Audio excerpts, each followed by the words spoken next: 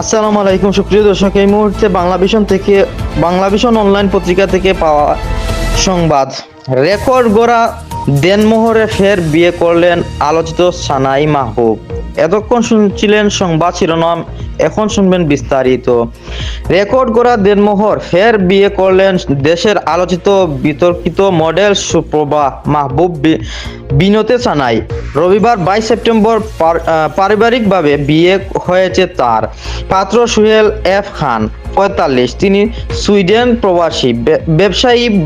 বিয়ের বিষয়টি সংবাদ মাধ্যমকে নিশ্চিত করেছেন সানাই নিজেই। জানা গেছে, বিয়েতে সানাই সুহেলের দেনমোহরের অঙ্ক রীতিমতো রেকর্ড করেছেন।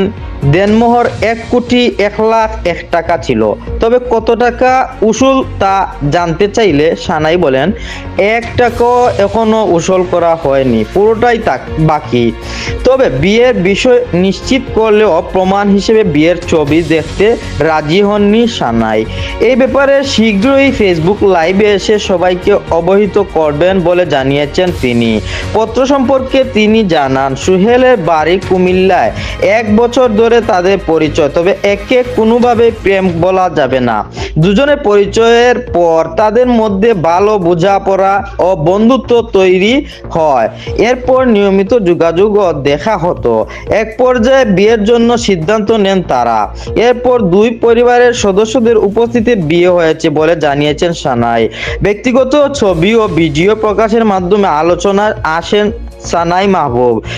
2018 সালে ব্রেস্ট ইমপ্লান্ট করে সর্বাধিক আলোচিত হন।